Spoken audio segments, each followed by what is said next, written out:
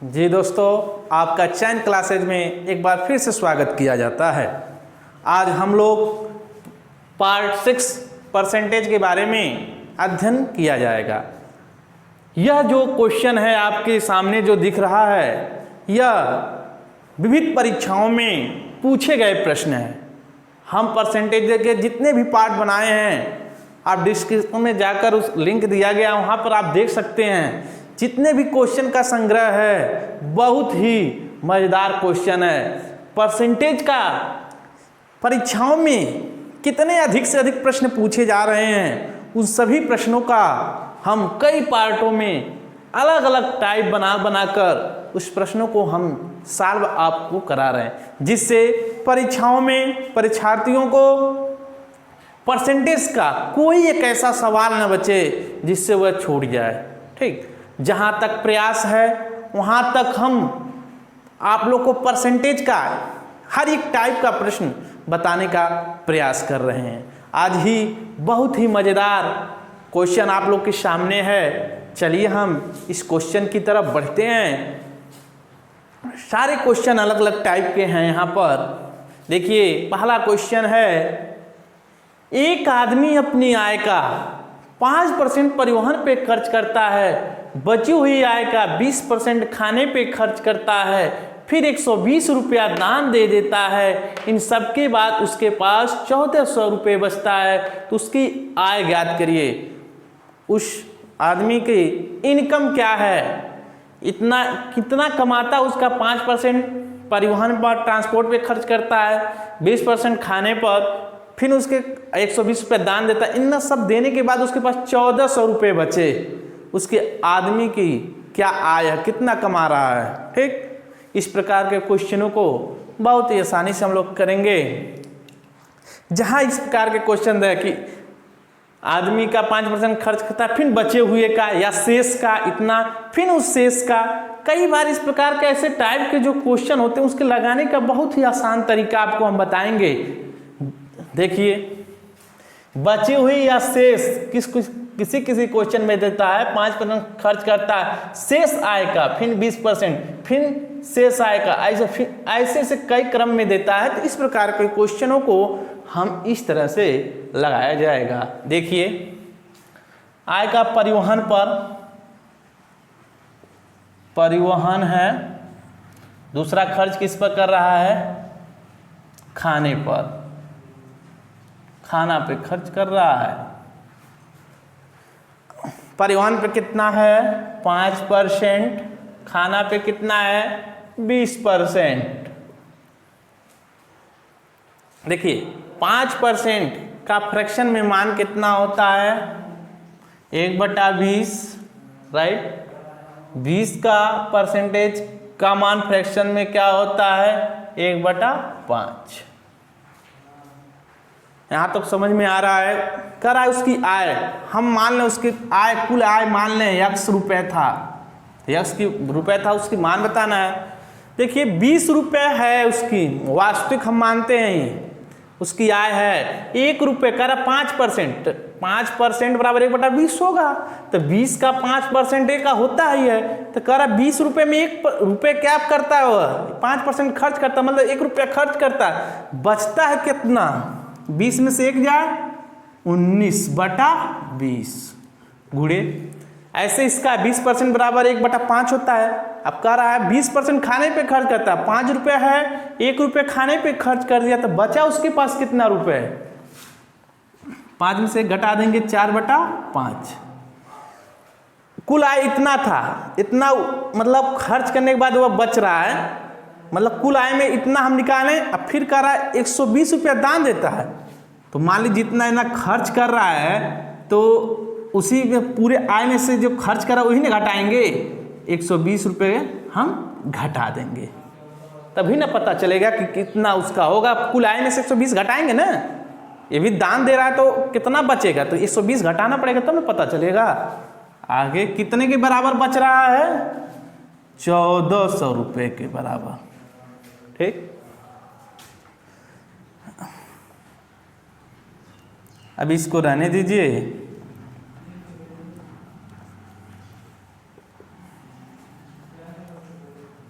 इसको उधर भेज दीजिए। 1400 और 120 उधर जाएगा, कितना होगा 1520, ये इधर जा रहा है। अब देखिए काटने वाला है, काट दीजिए। 19 से कटेगा के बार में 8 बार में, 19 का 8 बार गुणा करेंगे तो आपका 152 होगा, 080 हो गया। अब जो काटना है 4 पच्चे 20, यक्स बराबर क्या हो गया 5 गुणे 5 कितना होगा 25 और गुणे 80, वैल्यू कितना आएगा 8 में 5 का गुणा करेंगे 40 होगा 0, 8 में 2 का करेंगे 16 4 20 1 0, मतलब उस आदमी की जो आय होगा वो कितना होगा 2000 रुपये। 2000 रुपये है, उसका 5% और अपने परिवहन पे खर्च करेगा, फिर बचे हुए आय का 20% खाने पे खर्च करेगा, फिर 120 रुपये दान देने के बाद उसका 1400 रुपये शेष बचेगा। वो आदमी का जो आय है वह 2000 रुपये है। ठीक, इसको और कई बेस से भी लगा सकते हैं, एक बेस ऐसे भी लगा सकते हैं।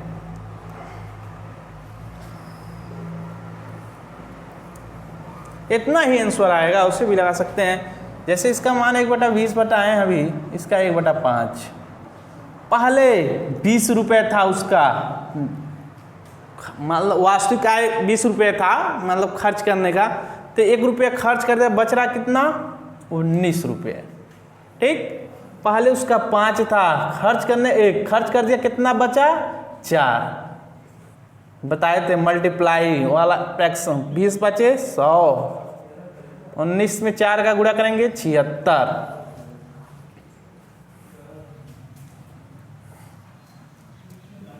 देखिए यह वैल्यू क्या है, खर्च करने के बाद है, बचा ये देखिए वास्तविक है, यह क्या है शेष।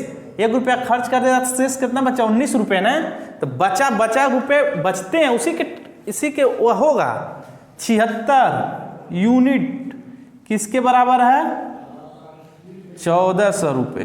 1400 और 120 रुपया बच रहा है, 1400 में 120 जोड़ेंगे कितना हो गया 1520 रुपये। 76 यूनिट का मान 1520 है, तो कितने बार में कटेगा 6 दूना 12, 2 बार में कट जाएगा, 1 0 है 0। ठीक, 1 यूनिट का मान आ गया आपका 20, तो 100 यूनिट का मान 100 गुणे 20, 2000 रुपये आ गया कि नहीं। आप ऐसे भी लगा सकते हैं और यक्स मानकर भी आप लगा सकते हैं। आपको जो मेथड अच्छा लगे उसका प्रयोग आसानी से कीजिएगा परीक्षाओं में।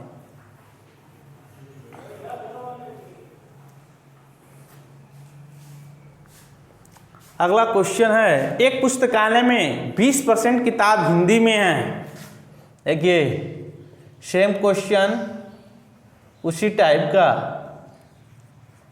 हिंदी का है किताबें और बची हुई में से अंग्रेजी का है किताबें, और किस भाषा के किताबें हैं फ्रेंच भाषा के किताब हैं। 3 भाषाएं कुछ में किताब हैं।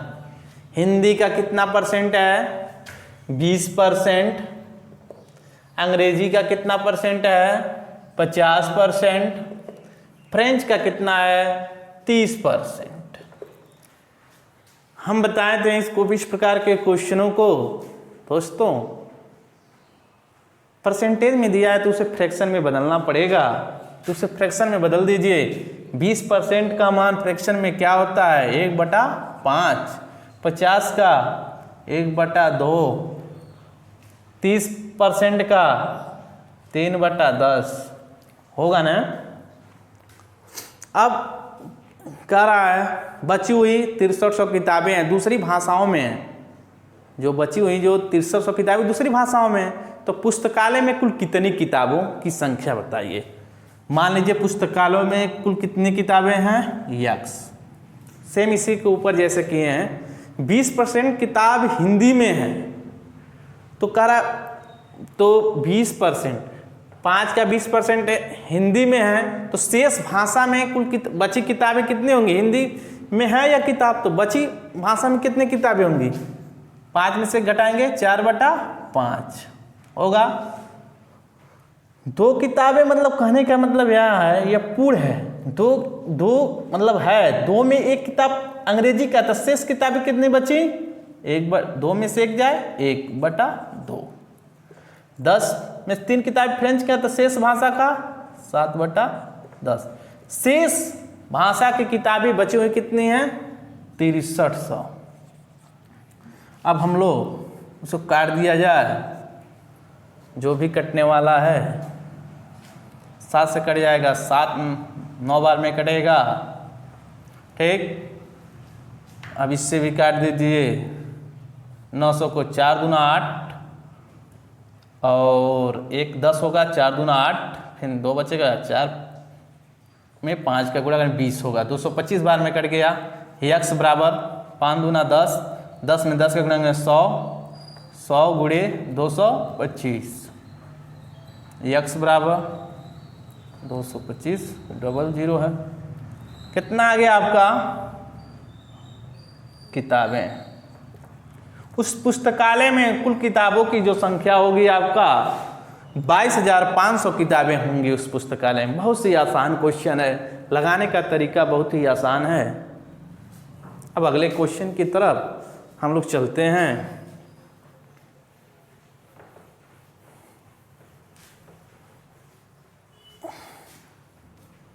तीसरा है, देखिए हर एक टाइप का आपको क्वेश्चन मिलेगा।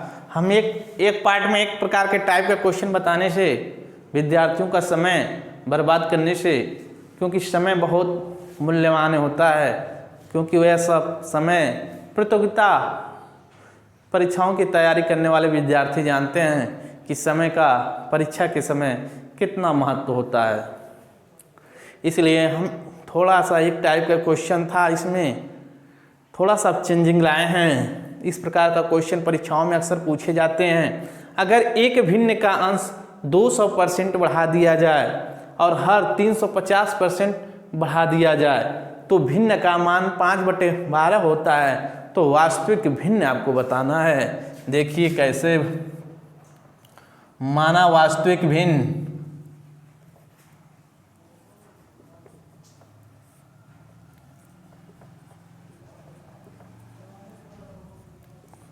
वास्तविक भिन्न x/y, यही भिन्न है, इसी में बढ़ाना है। इस प्रकार का क्वेश्चन को हल करने से पहले थोड़ा सा आपको ध्यान देना है।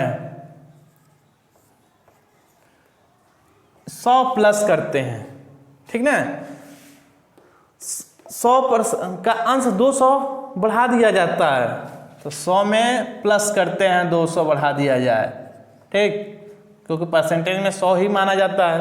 350, तो 100 प्लस 350 कर दीजिए। जब इस भिन्न को 200% 350% बढ़ा दिया जाता है तो इसका मान कितने बराबर हो जाता है? 5/12। यक्स ऐसे कर दीजिए, ये कितना होगा? 300 गुणे के रूप में है 450 बराबर 5/12। हमको x/y का मान चाहिए, गुणा करने से कोई फायदा नहीं है। फिर ये गुणा कर दीजिए, इसका यहाँ हो जाएगा, इसका यहाँ हो जाएगा, तो ऊपर क्या होगा? 450 गुणे 5, नीचे क्या होगा? 300 गुणे 12। 1 0 से 1 0 काट दीजिए, 15 से कट जाएगा, 15 दूना 30, 15 से यहाँ 45, 3 से 12 कट जाएगा 4 बार में। x/y का मान जो आया 5 ऊपर हो गया, 2 में 4 का गुणा करेंगे 8 हो जाएगा। x/y हमारा वास्तविक भिन्न जो है 5/8 है। कहा वास्तविक भिन्न ज्ञात करिए, वह भिन्न आपका है 5/8, ठीक। इस प्रकार के क्वेश्चनों से हमें ऐसे ही लगाया जाता है।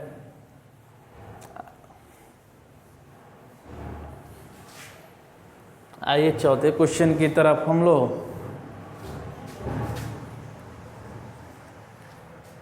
किसी परीक्षा में 42% छात्र हिंदी में फेल हुए, 52% अंग्रेजी में फेल हुए, 17% छात्र दोनों विषय में फेल हुए, तथा 69% छात्र दोनों विषय में पास हुए। देखिए यहाँ परसेंटेज में नहीं दिया, संख्या दिया है।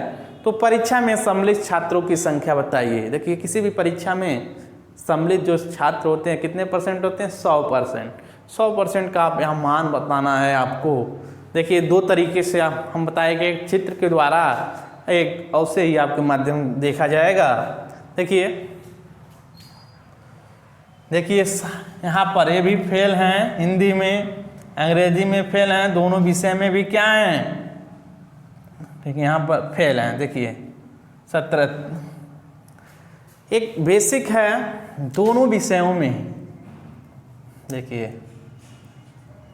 दोनों विषयों में फेल।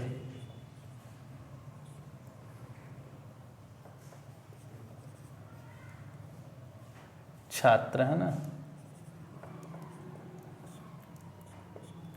देखिए दोनों विषयों में फेल छात्र कितना है? 42 प्लस 52। अब यहाँ थोड़ा सा ध्यान देंगे, दोनों विषय जब निकालेंगे 17% छात्र दोनों विषयों में फेल हुए हैं। देखिए हिंदी और अंग्रेजी, इसमें 17% दोनों विषय में फेल, इसलिए 17% को क्या करेंगे? इसमें से घटा देंगे। ठीक, दो में दो जोड़ लीजिए 4, 5 और 4 9, 94 हुआ। 17 में से घटा दीजिए, परसेंटेज में है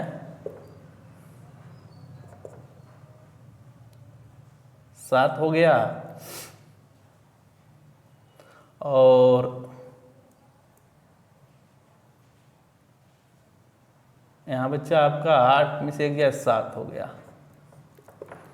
यह हमें मिला कि दोनों विषयों में ठीक फेल जो छात्र हैं ठीक वो 77% के बराबर हैं।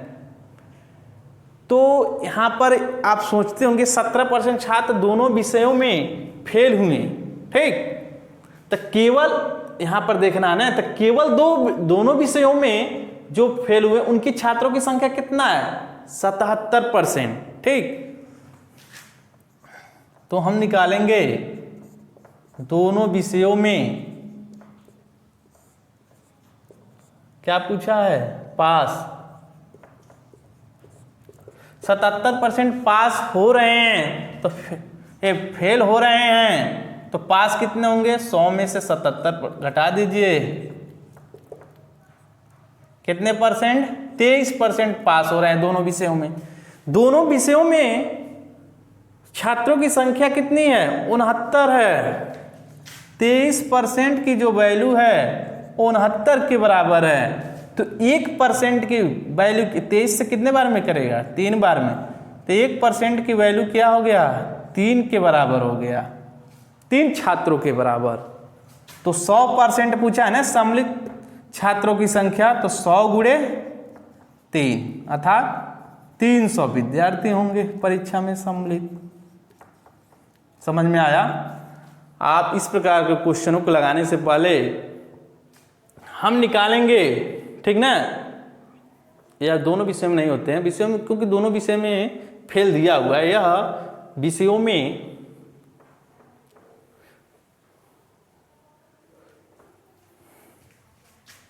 फेल मतलब फेल छात्र हैं। अब हम देखेंगे कि जो दोनों विषय में फेल होते हैं, समान दोनों, ये भी दोनों विषय में फेल है, या आपका हिंदी में है या अंग्रेजी में या दोनों में है, तो इस दोनों में कॉमन है, तो इसको इसलिए घटाना पड़ता है। घटाने के बाद 77% छात्र फेल हुए, तो पास कितने होंगे? 100 में 77 घटा देंगे, 23 पास हुए। 23% की वैल्यू दिया 69 के बराबर है। तो पूरा सम्मिलित छात्र पूछ रहा है, तो किसी भी परीक्षा में सम्मिलित छात्र का परसेंटेज 100 से गणना की जाती है, इसलिए 100 में 3 का गुणा करेंगे, 300 विद्यार्थी।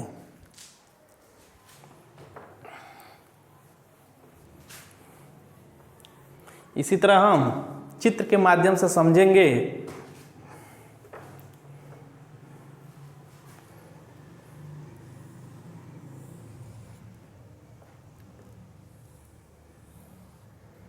देखिए एक कौन सा विषय है? हिंदी। एक कौन सा विषय है? अंग्रेजी। ठीक,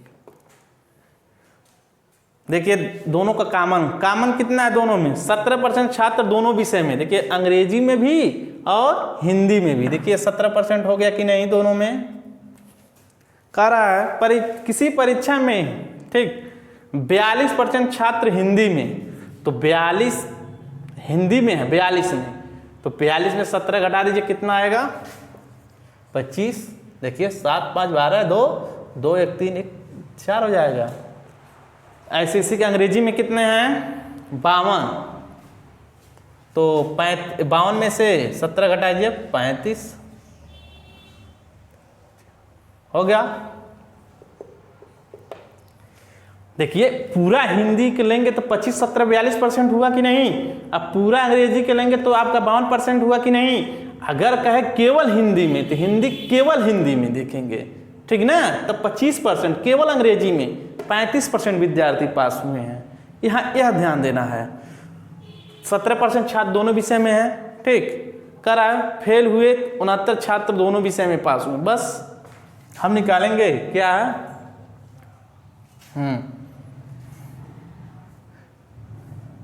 अनुत्तीर्ण, फेल हुई अनुत्तीर्ण विद्यार्थी छात्र 25 हुए, प्लस उसके बाद 17%, उसके बाद 35% क्या हुए हैं? फेल हुए हैं। जोड़ दीजिए, 7 5 12 12 5 17, 3 1 4 2 6 और यहाँ से 1 7, 77% उत्तीर्ण हुए।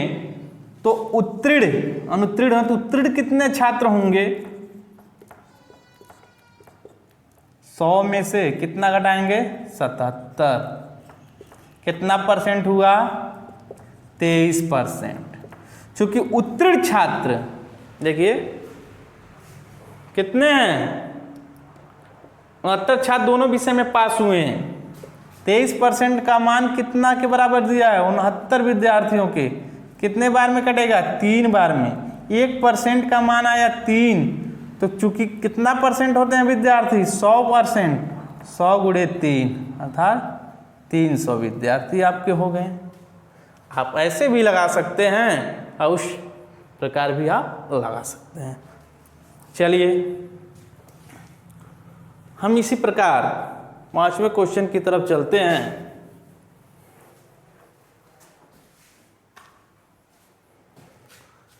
गणित।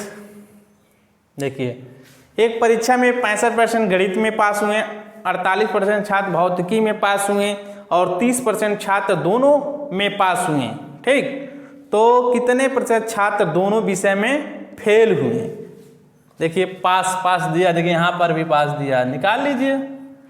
उत्तीर्ण छात्र मतलब पास छात्र लिख सकते हैं। पास छात्र प्रतिशत में 65 हैं, प्लस 48 छात्र भी क्या हो रहे हैं? पास हो रहे हैं। फिर 30% छात्र दोनों में पास हो रहे हैं, तो घटा दीजिए। 8 में 5 जोड़ेंगे 13 होगा, 6 4 10 और 1 113। अब इसमें से घटा दीजिए 30,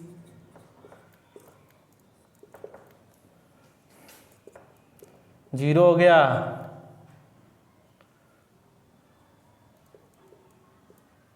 इसमें 83%।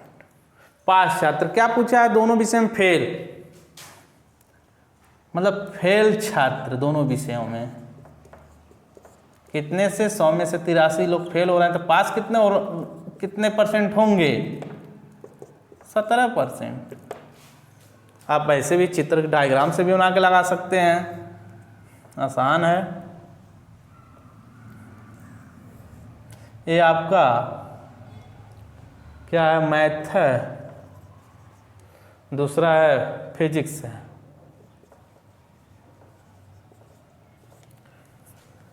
मैथ दोनों विषय में, दोनों 30% छात्र दोनों में पास हुए हैं। 30% यहाँ हो गया, परीक्षा में 65% गणित है तो 30 और 35 हो गया 65%। केवल गणित में 35% पास हुए हैं। अब आगे देखिए 48 वहाँ है तो 30 यहाँ है, तो यहाँ कितना परसेंट होंगे? केवल फिजिक्स में 18%, तभी ना 48% हुए फिजिक्स में। अब क्या पूछ रहा है? पास हुए तो कितने प्रतिशत छात्र दोनों में फेल हुए हैं? देखिए पास का दिया है, पास प्रतिशत में कितना होगा? तीनों को जोड़ते हैं ना, जोड़ दीजिए, 8 5 13 होगा, और इसके बाद आपका 3 3 6 7 8, हाँ से 83% पास हुए हैं। तो फेल कितने होंगे? 100 में से 83 घटा दीजिए, अर्थात कितना परसेंट? 17% विद्यार्थी दोनों विषयों में क्या होंगे? फेल होंगे। इस प्रकार हम बहुत आसानी से कोई भी या इस मेथड का प्रयोग कर सकते हैं या डायग्राम बना के प्रयोग कर सकते हैं। दोनों में आपको जो भी अच्छे लगे वह आप परीक्षाओं में यूज कीजिएगा। विद्यार्थियों, इस वीडियो को अधिक से अधिक शेयर और सब्सक्राइब कीजिएगा।